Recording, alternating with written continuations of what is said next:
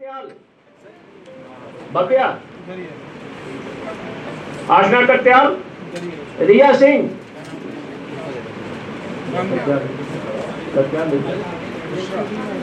क्या नाम है आपका? आप लोग कितने तारीख का? रिया सिंह, रिया सिंह 16 का जमा कब किया रिया सिंह, रुखसाना, तन्वी मालपानी, फरिया आसिफ, प्रखर मिश्रा,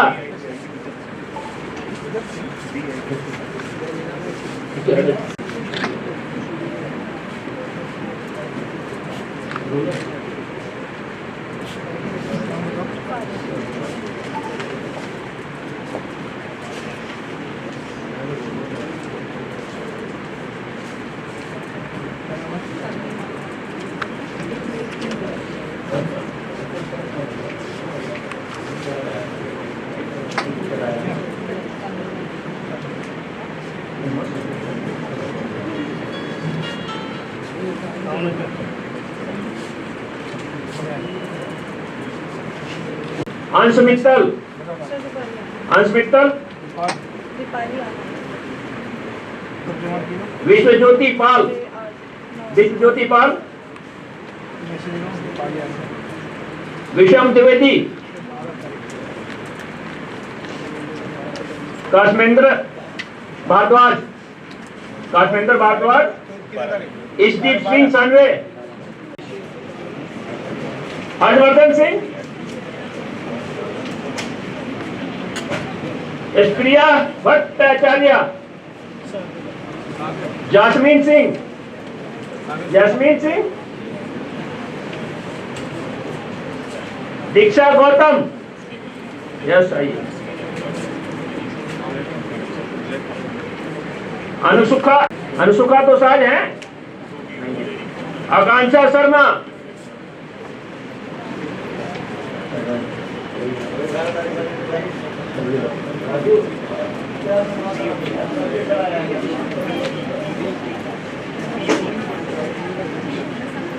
हिमांगी गुप्ता है, आज ये प्लीज अटेंडेंस साइन करिए सीट पे।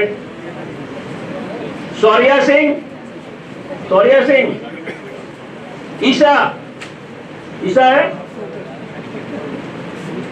विनीत झा, विनीत झा, भव्या कुमार गर्ग, भव्या कुमार,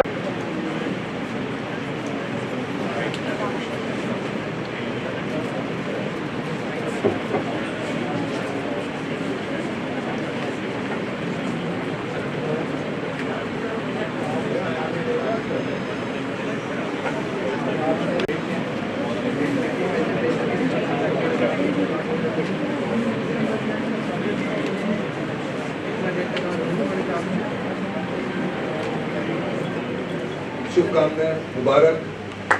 और आपने ये सोचा है कि नहीं सोचा है, ये जो दिन है आज का 16 जुलाई, ये आपकी जिंदगी में आपकी शादी वाले दिन से ज्यादा याद रहेगा, क्योंकि यही एक ऐसा दिन है जिसके लिए आपने आज तक स्ट्रगल किया। 10+2+3+3 और 10+2+5, 12 और 5 17 या 18 साल, 5 साल पैदा होने के बाद आपने इसलिए मेहनत की कि आज का दिन देखूं, और आज का दिन अब के बाद कल से फर्क हो जाएगा या आज शाम से फर्क हो जाएगा। जैसे हमारे गोस्वामी साहब ने कहा कि अब अपने नाम के आगे आप अब एडवोकेट लिखोगे, उसी के लिए न केवल आपने मेहनत की, आपको ये बात ध्यान रखनी है कि सबसे ज्यादा उसके पीछे मेहनत आपके माँ बाप की है, उससे ज्यादा मेहनत आपके ग्रैंड पेरेंट्स की है, आपके ब्रदर सिस्टर की है। ये बात आपको कभी नहीं भूलनी।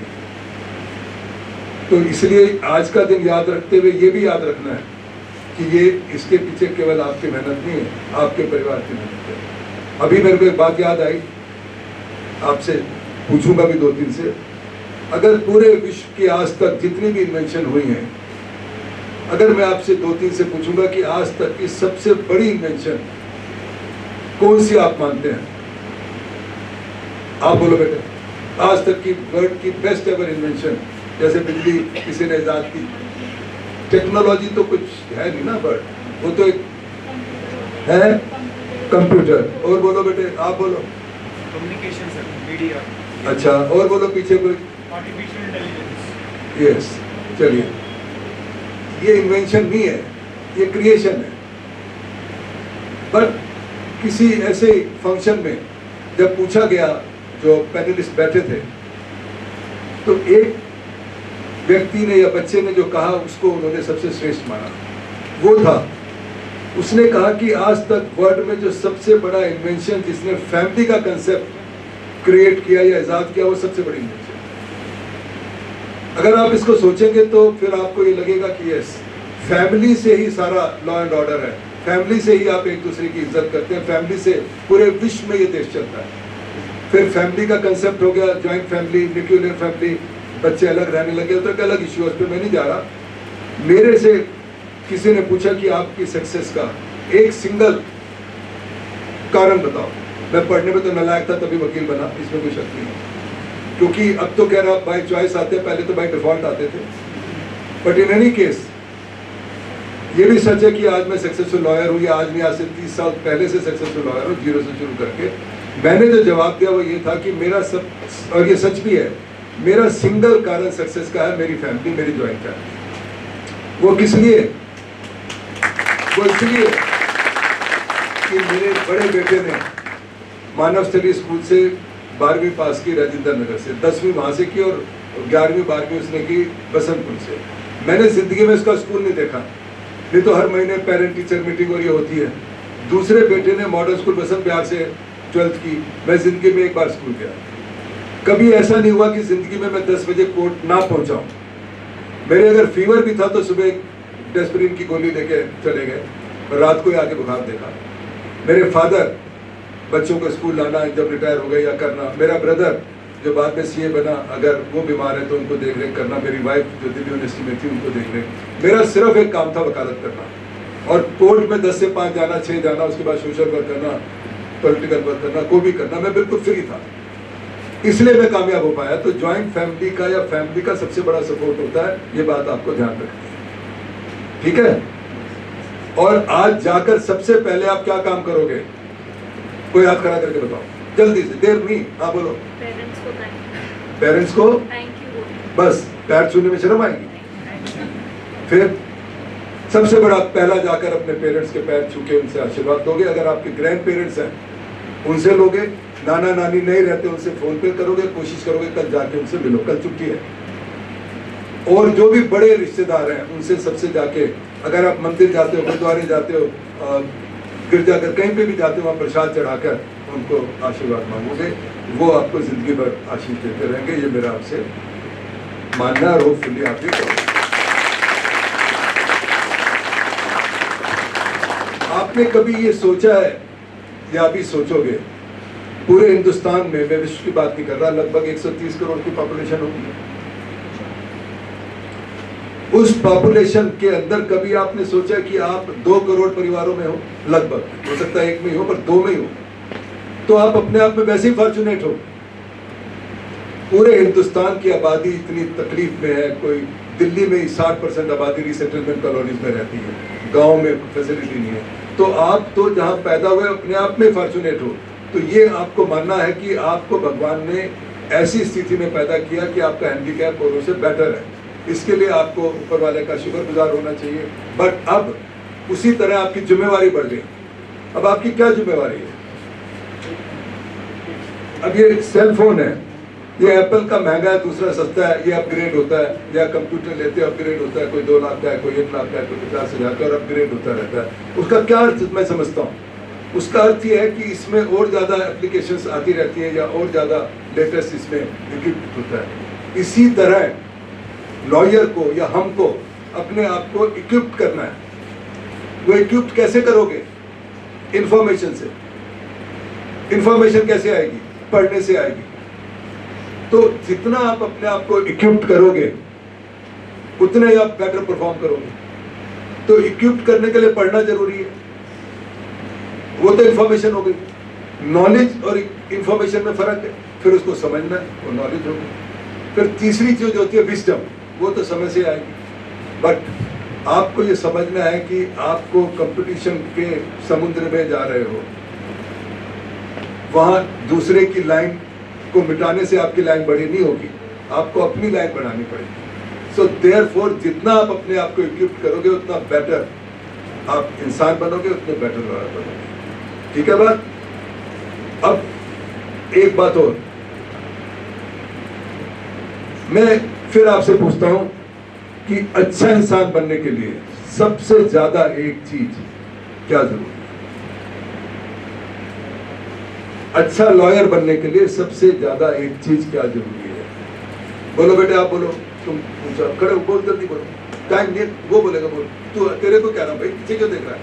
अरे तेरे को कह रहा हूं चाचा, इंसानियत है इंसानियत, ठीक है, बड़ा अच्छा दिया, और बोलो। हाँ, लॉयल्टी रॉयल्टी, लॉयल्टी लॉयल्टी किसके प्रति? टुवर्ड्स क्लाइंट और टुवर्ड्स कोर्ट। वो तो बड़ी छोटी सी बात होगी, और बोलो। हाँ, बोले हैं। मेरा ये मानना है कि बड़ा सिंपल सा है, अच्छा लॉयर बनने के लिए, अच्छा इंसान बनने के लिए बड़ी सीधी सीधी बातें। अच्छा इंसान बनना, अच्छा इंसान बनने के लिए बड़ी सीधी सी बातें जो हमें सिखाई जाती हैं, सच बोलो, मेहनत करो, और सबसे बड़ा कंपैशन, सिंपैथी, दूसरे के प्रति आपको दर्द आए, उसके प्रति अगर वो दुखी है तो आप ना भी कुछ कर सको पर उसका मजाक ना उड़ाओ। जिस दिन आप में कंपैशन आएगा, आपको पता है यूएनओ में एक नया चैप्टर खुला, पहले इंटेलिजेंस आईक्यू के बेस पर वो असेस करते थे, अब कंपैशन के लिए भी वो कहते हैं असेसमेंट शुरू हुई थी। तो हर लॉयर में कंपैशन होना चाहिए, हमें दूसरे के दर्द में तकलीफ महसूस होनी चाहिए, हमें अपने से छोटे के प्रति इज्जत होनी चाहिए। घर में अगर हमारे कोई डोमेस्टिक हेल्प है उसकी हमें इज्जत करनी चाहिए, ना कि उसको लताड़ना चाहिए। वो इतना बड़ा काम कर रहा है जो आप नहीं कर सकते। आप अपने माँ बाप को कभी चाय बना के नहीं देते, आप बर्तन झूठे नहीं उठाते, वो उठाता है आपके। तो अच्छा लॉयर बनने के लिए आप उतने हम्बल होने चाहिए। हम्बल होने के लिए छोटी छोटी बातें सीखनी चाहिए। अभी एक यहाँ पर ये खड़े थे पीछे जो है, किसी ने उनको सीट ऑफर नहीं की। क्यों नहीं की भाई? वो आपसे बुजुर्ग है। मैंने तो उनको ऑफर की थी सीट, उसके बाद भी आपने नहीं की। ये भी ध्यान रखिए, ये बड़ी छोटी छोटी बातें। कोर्ट में जब कोई सीनियर खड़ा होता है तो उसको सीट ऑफर करो, इससे आप छोटे नहीं होते। तो ये अच्छी आदतें डालना ही आपको अच्छा इंसान बनाएंगी। अच्छा इंसान बनने से आप अच्छे वकील बनोगे। इसमें कोई रॉकेट साइंस नहीं है, सिंपल सी बात है, सभी सिखाते हैं। तो ये छोटी छोटी बातें जो आपको रखनी चाहिए। एक बात और, कॉन्स्टिट्यूशन में शायद आर्टिकल 22 है जिसमें लिखा हुआ है कि everybody has a right to have a lawyer of his choice, और if he has to be prosecuted as per procedure established by law. उसमें यह नहीं लिखा हुआ कि डॉक्टर आप अपनी चॉइस का ले सकते हो, या आर्किटेक्ट अपनी चॉइस का ले सकते हो, या सीए ले सकते हो। इसका क्या अर्थ हुआ? इसका अर्थ यह हुआ कि कॉन्स्टिट्यूशनल ऑब्लिगेशन है हमारे को कि हम इतना कंप्यूटर बने कि कॉन्स्टिट्यूशन ने भी कहा हुआ कि कोई भी आपको लॉयर करे तो आप उसकी मदद करिए। तो वही जैसे मैंने कहा कि उसके लिए बहुत जरूरी है कि आप अपने आप को इक्विप करें। डॉक्टर बनने के लिए कम से कम 8 या 9 साल लगते हैं। 8 साल तो लगते ही हैं। और कितना पैसा खर्च होता है? करोड़ों। आपका कितना पैसा खर्च हुआ? 3 साल में आप वकील बन गए। तो अगर आप साल 2 साल कुछ पैसा नहीं भी कमा रहे तो फ्रस्ट्रेट होने की जरूरत नहीं है। आप ये मान के चलिए कि 2 साल का पीरियड आपका अभी ट्रेनिंग पीरियड ही है। आप इस बात पर मत जाइए कि आपका कोई दोस्त सीधा पिक कर लिया किसी लॉ फर्म में, उसको लाख रुपए मिल रहा है। उसका बाप हो सकता है जज, अटॉर्नी जनरल हो, कुछ लॉ फर्म ने ऑब्लाइज कर दिया, या आप में से भी कोई हो जिसको ऑब्लाइज कर देगा। पर बाय एंड लार्ज आपको ये सोचना होगा, उसमें आपको कोई इंफीरियरिटी कॉम्प्लेक्स नहीं आना चाहिए। जैसे गोस्वामी जी ने भी कहा, आपको पेशेंस रखनी पड़ेगी, हिम्मत रखनी पड़ेगी। एक बात और ध्यान रखिए, जब आप सड़क पर चलते हो तो कोई तेज भी चल सकता है, कोई स्लो भी चल सकता है, कोई भाग भी सकता है। पर अगर आपको पहाड़ी पे चढ़ना हो तो भाग तो नहीं सकते, क्या भाग सकते हो? दौड़ भी नहीं सकते, जंप भी नहीं लगा सकते, एक स्टेप लेना पड़ेगा। तो आज की बात अगर ध्यान रह जाए आपको 20 साल बाद भी या 30 साल बाद भी, तो ये याद रखना कि हमारा सफर पहाड़ पर चढ़ने वाला है। Every step we take in life is a success. Enjoy that, celebrate that. छोटी कोई नहीं हमारी। तो हमारा सफर पहाड़ पे है। एक एक स्टेप चढ़ते चले जाओ, एंजॉय करो और सेलिब्रेट करो। उसके लिए हार्ड वर्क करो, कोई ना कोई हॉबी डेवलप करो। इसलिए जब स्ट्रेस होता है तो हॉबी आपको रिलैक्स करती है। पढ़ने की आदत डालो। मैं बड़ा दुखी होता हूं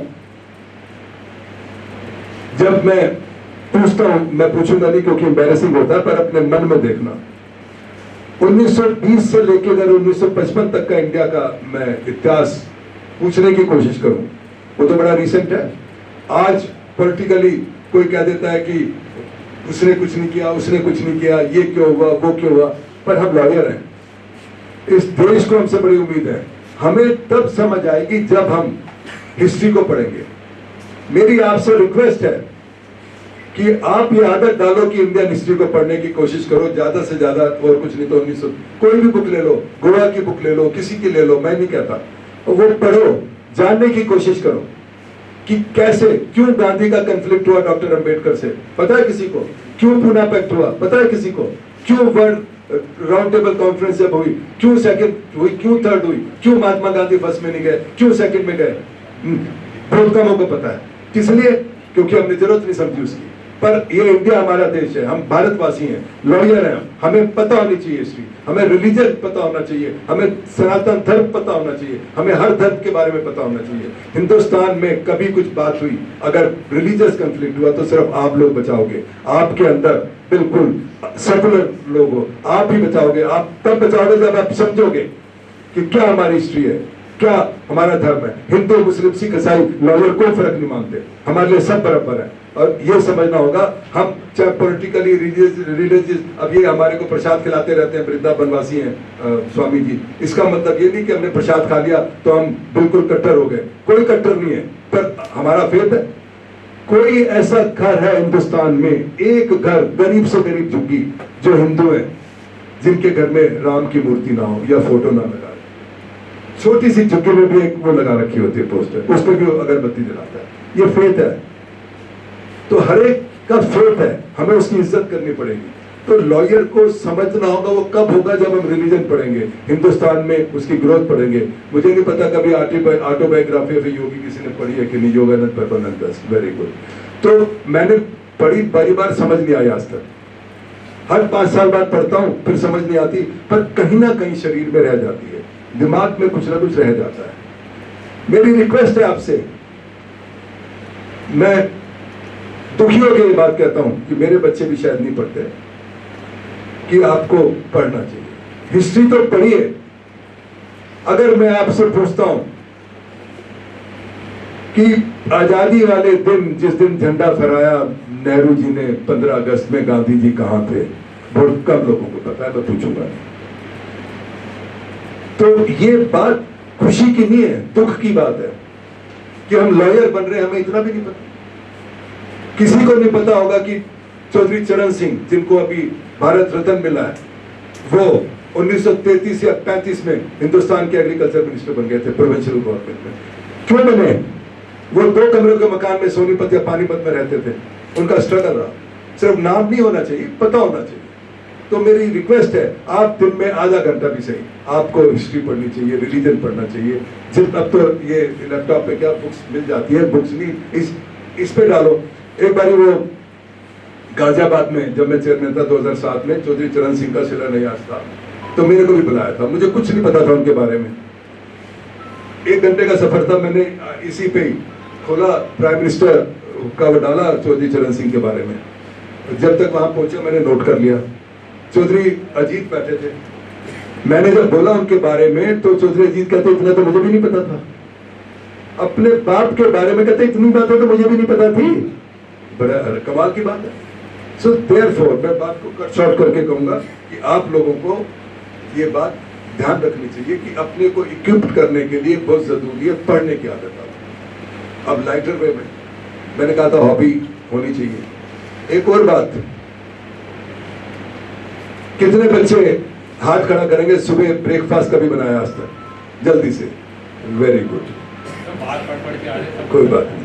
अब कल छुट्टी है ना, सुबह अपने माँ बाप को कहना आप बैठो, मैं आपके लिए ब्रेकफास्ट बना रहा हूँ। और एक लड़के ज्यादा है ना, आप कह रहे थे भैया तुम खाना बनाना सीख लो। शादी के बाद बराबर का है, वो कहेगी मैं खाना बना रही तो बर्तन दो, या मैं बर्तन धोती तो खाना बनाओ, और इंजॉय करो। मैं आपको ईमानदारी से बताता हूँ, मैं घर में जब स्ट्रेस होता है तो मैं खाना बनाता हूँ और आई एंजॉय कुकिंग। खाना भी इंजॉय करूँ ना करूँ, पर कुकिंग इंजॉय करता हूँ। तो उसको एज ए एंजॉयमेंट सीखो, बड़ा आसान है या मुश्किल है? कौन किसने ज्यादा हाथ खड़ा करा था? ज्यादा बताओ।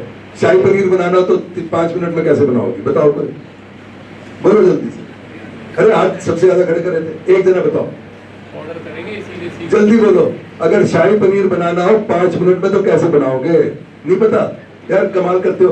टमाटो प्यूरी मिलती है बाजार में, क्रीम मिलती है, टमाटो प्यूरी डाली, गर्म हो गई, क्रीम डाल दो और उसमें जरा सा नमक डाल दो, मिर्ची डाल दो, पनीर डाल दो, बन गई। बना के देखना।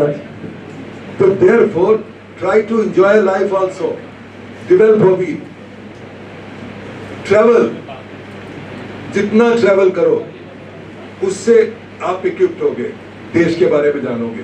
आप यकीन करना, मैं हर कुंभ के मेले में 2-2 बार गया हूं पिछले 20 साल से। ट्रैकिंग कितने लोग करते हैं आज तक? Very good, 1, 2, 3, 10, 12। ट्रैकिंग से अच्छा नेचर से करीब कुछ नहीं।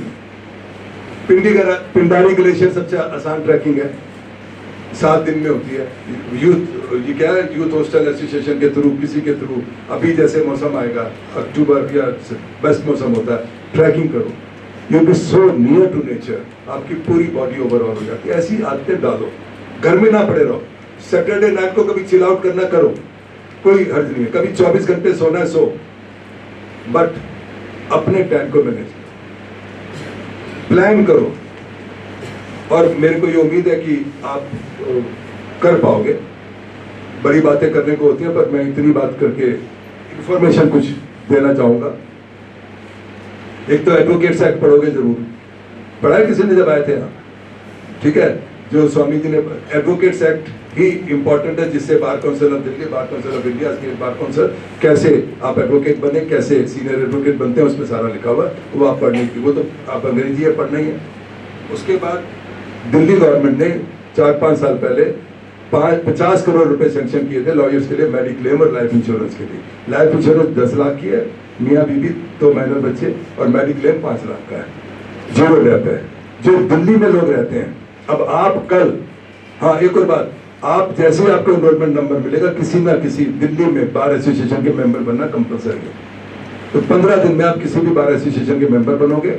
और अभी पोर्टल खुला हुआ है, शायद एक लाइफ इंश्योरेंस मेडिक्लेम का पोर्टल खुला हुआ है, उसमें अपने आप को रजिस्टर करोगे इमीडिएटली। शायद एक्सटेंशन हो जाए,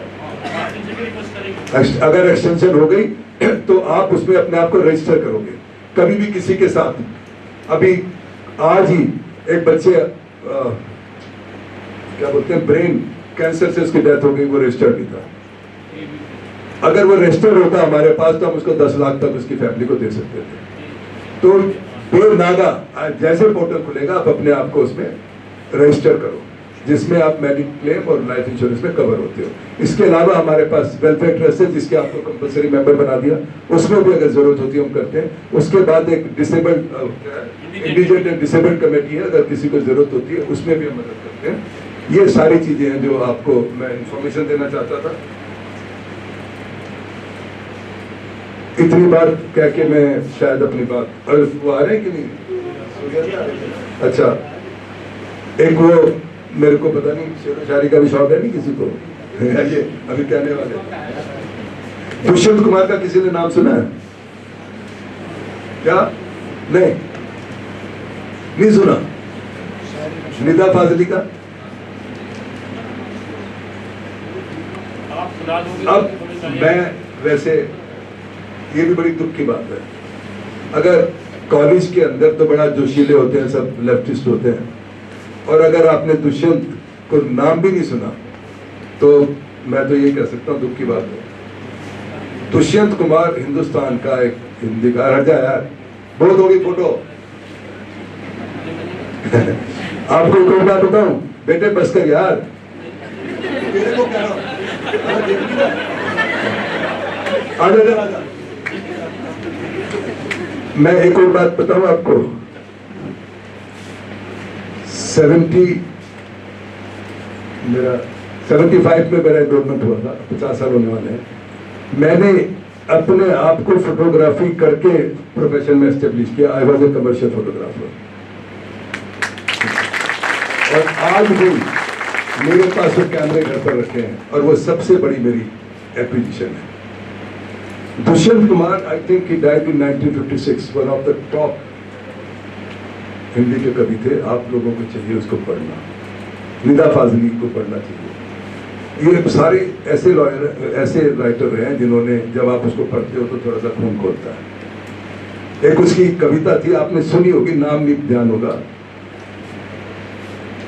कहां तो तय था चरागा हर घर के लिए, कहां तो तय था चरागा हर एक घर के लिए, कहां रोशनी मयसर नहीं शहर भर के लिए।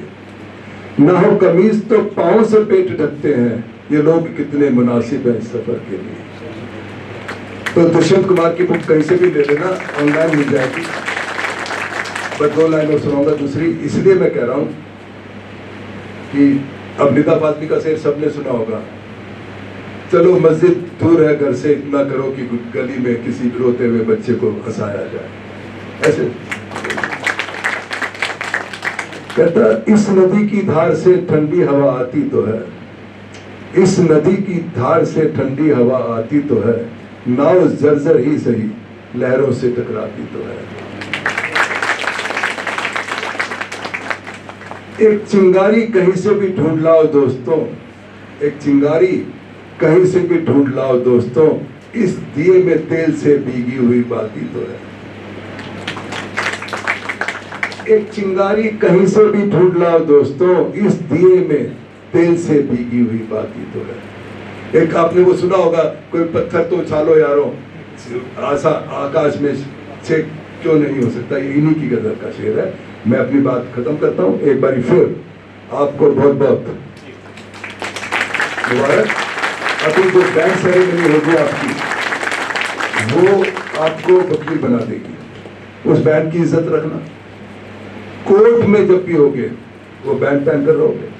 अगर मैं पहचानूंगा तो नहीं, पर वैसे किसी को देख के नहीं होगा तो टोक सकता हूँ। हमें इसी के लिए तो आपने इतनी मेहनत की, तो उस बैंड को हमेशा स्वामी जी कहते तो है वैसे स्वामी जी को स्वामी तो क्या पता कब बन जाओ कि अच्छी ड्रेस पहनना हो तो ठीक है, पर अगर आपके पास एक पेंट कोट भी है, 2 शर्ट भी, वो भी काफी है। रात को चाहे धो के सिखा दो, पर प्रॉपरली ड्रेस्ड होना, प्रॉपरली ओकेजन के लिए ड्रेस होना, ये बहुत जरूरी है। उससे क्या है कि आप लॉयर की, और ड्रेस को सिर्फ कोर्ट में पहनना। सब्जी खरीदने जाते थे तो हमारे वकील साहब वो ड्रेस पहन के जाते थे तो वो नहीं होना चाहिए। एक और इंफॉर्मेशन, हमारा ये रूल है कि हर लॉयर को अपना एनरोलमेंट नंबर लिखना होगा। तो जो आप अपना विजिटिंग कार्ड कल छपवाओगे उस पर एनरोलमेंट नंबर लिखोगे, जब मिल जाएगा अपने लेटर हेड पे छपवाओगे, अपने घर के बाहर या ऑफिस या जहां पर भी 2x1 का या 2x1.5 का जो बोर्ड बनवाओगे उस पर भी एनरोलमेंट नंबर लिखोगे। ये मैंडेटरी है, नहीं तो आपके खिलाफ डिसिप्लिनरी एक्शन भी हो सकता है। शायद आपको फॉर्म पर एटिकेट्स या वो उसका दिया होगा, बताया होगा। अगर आप वो वायलेट करते हो और अगर आपके खिलाफ कोई कंप्लेंट आती है तो डिसिप्लिनरी एक्शन की भी पावर, जैसे हमारे मित्र संजीव ने बताया, वो भी आपको होता है, तो वो उससे बचना चाहिए। मैं अपनी बात समाप्त करता हूँ। फैजी साहब ने सबने मेरे बारे में तो बहुत बताया, पर फैजी साहब ने अपने बारे में नहीं बताया। ये आप सोचते हो कि फैजी क्या होता है, ये गर्ग है, इन्होंने तकल्लुस रखा हुआ है, ओम प्रकाश गर्ग। ये इलेक्शन लड़े थे पटियाला, उसमें अब फैजी से सब इनको समझते थे बॉम्बन है, तो इनके साधु थे वो गर्ग थे, तो उनसे मिलवाते थे, ये गर्ग साहब मेरे साधु हैं, तब पता लगता था ये भी गर्ग है तो ये भी शायर रहे, इसलिए शायद ये लिखते होंगे।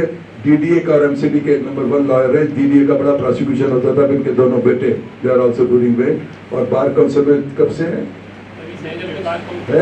हाँ, और एक और बात, ये वो लॉयर है जिन्होंने 2 साल का लॉ किया था, उसके बाद 3 साल का करा दिया बनते ही। ठीक है ना? Thank you ji Rajesh ji. Thank you very much sir. Ramesh ji के अनुभव आपने सुने सब लोगों ने। एक बार तो ऐसा लग गया कि सब वकील से हटके आनंद में आ गए कि भाई शायरी चल रही और चलने दो 5 बार, और महसूस होने लगा होगा आपको कि हम तो अब वकील ही रहने थे, शायरी में घुस जाते हैं।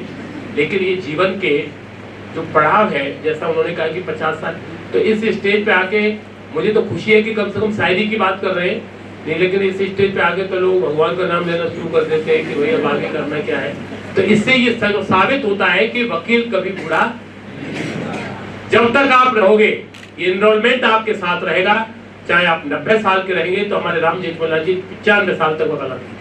इसलिए ये सबसे बड़ी खुशी आप आज इस बात को लेने जा रहे हैं कि ये एनरोलमेंट आपके तहा जिंदगी आपके साथ रहेगा। इसी के सहारे आप एक अच्छे वकील के रूप में दिखोगे। तो ये आप महसूस आज करके जाइए। और हम सब ने निर्णय लिया है विदाउट टेकिंग मोर टाइम, वो इंटरव्यू के बिना, इंटरव्यू तो नहीं ले रहे, बट आईपीसी सबने पढ़ी है? किसने नहीं पढ़ी हाथ खड़ा करो। सबने पढ़ी है। एक क्वेश्चन पूछूंगा 10 जनों से, व्हाट इज क्राइम? एक जना, पहली रो में बोलोगे? नहीं बोलो, आप बोलो बेटे, बोलो जल्दी जल्दी, इतना नहीं, वो फटाफट है। ये सब दूसरे मूड में आ गया। Anyway, law creates the crime. Anything which is prohibited by law is a crime. For example, Delhi में एक्साइज एक्ट है, अगर 9 लीटर आप विस्की रखते हैं तो ऑफेंस नहीं, अगर 10 रखते हो तो ऑफेंस है। मतलब 9 लीटर से ज्यादा अगर लग रहे तो ऑफेंस हो गया, फिर आपको सजा हो सकती है। तो law creates the crime. Gujarat में अगर 1 पौवा भी है तो भी ऑफेंस है, तो it is a regulatory offence, there is a prohibitory offence. NDPS पूरे इंडिया में एक ही है। तो लॉ क्रिएट, कोई भी चीज आज अगर नई आईपीसी बनी है उसमें हटा दिया तो क्राइम नहीं रहा, अगर ऐड कर दिया तो क्राइम हो गया। सो देयरफॉर बड़ी सिंपल सी डेफिनेशन है। और पीनल क्या होता है? जिसमें एक्ट और ओमिशन में सजा हो वो पीनल है। सजा चाहे वो फाइन हो चाहे कुछ भी हो, वो पीनल होता है। इतनी बात समझ लेनी है। Thank you. अब क्या इरादा है, वकील बने नहीं बने? आज क्या शायरी में बात खत्म करें? बोलो। सभी लोगों ने बिना आपका टाइम, जो आप लोगों का समय लिया था ना, अब आप इसको अब याद करोगे। आपको कईयों को लगा होगा कि हम 1 घंटा हुआ, 1.5 घंटा हुआ, पूरे जीवन में अब दोबारा ये मौका आपको नहीं मिलता। और सबसे बड़ी खुशी इस बात की है कि यहाँ से लेके, इस बच्ची से लेके और वहां तक, अब सब आप 1 दिन के एनरोलमेंट वाले लोग हैं, जो कि आप 1 दिन में जब एनरोलमेंट होंगे, ये खुशी आपको होगी कि इतने लोग हम एक साथ हुए, सारे बराबर के गुण भाई बने हम। दूसरी बात, जैसा रमेश जी ने कहा, ये बात क्लियर करना चाहता हूं, केवल यही प्रोफेशन ऐसा है जहां न जाति है न धर्म है। यदि हम लोग आपको रिप्रेजेंट करते हैं तो हमें गर्व है कि हम काले कोट वालों को रिप्रेजेंट करते हैं, जो ताकतवर है। और आज के बाद आपकी ताकत बढ़ जाएगी, उसको पॉजिटिव लीजिए। रमेश जी का अनुभव, अपने संजीव नशियार साहब का अनुभव, फैजी साहब का अनुभव, हमारे राजेश मिश्रा जी और मैं RS गोस्वामी, आप लोगों के समक्ष हम लोगों ने जो आज आपसे बात करी, एक परिवार की तरह की, एक बड़े की तरह की, हर एक ने अपने तरीके से अपनी अपनी बातें आप तक पहुंचाने की कोशिश की। आज आप जाके सेलिब्रेट के साथ साथ खुशी भी मनाइए, लेकिन पॉजिटिव। और कल से शाम को भी, आज कोई क्लाइंट घर आ जाए शाम को, पैसा मत छोड़ना। बिना टाइम लिए we are going to enrol you as an advocate by the bar council.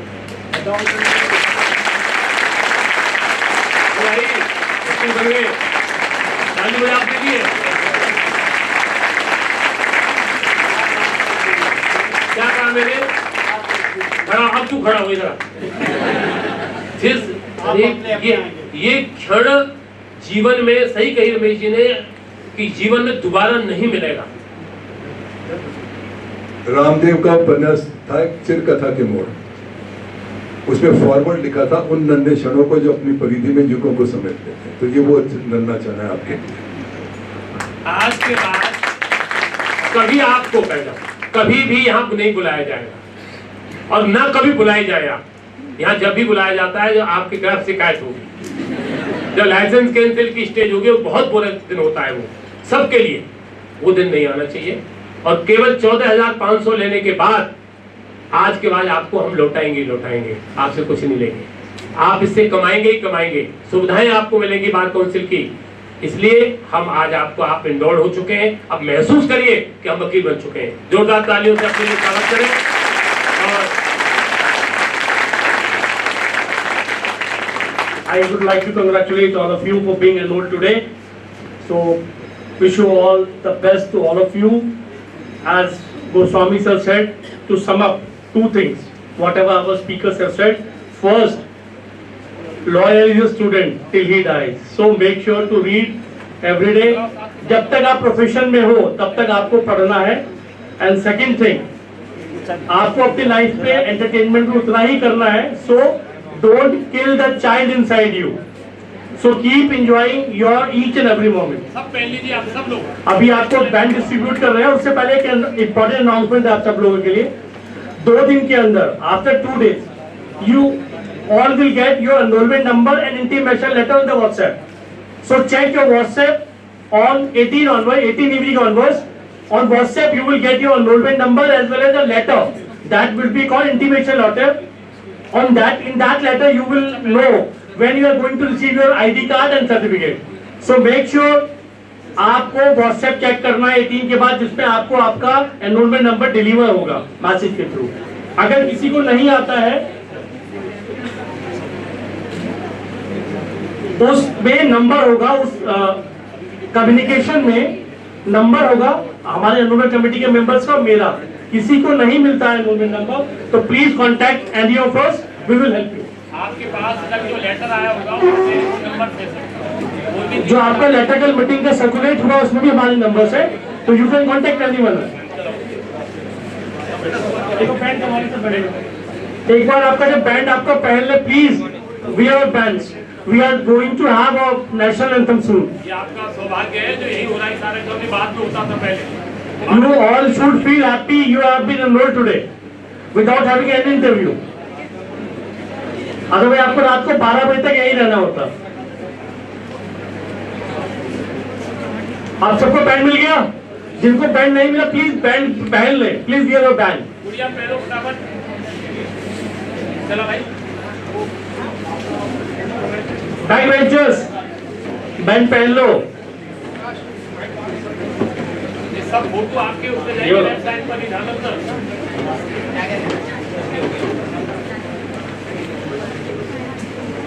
Please help each other to wear back.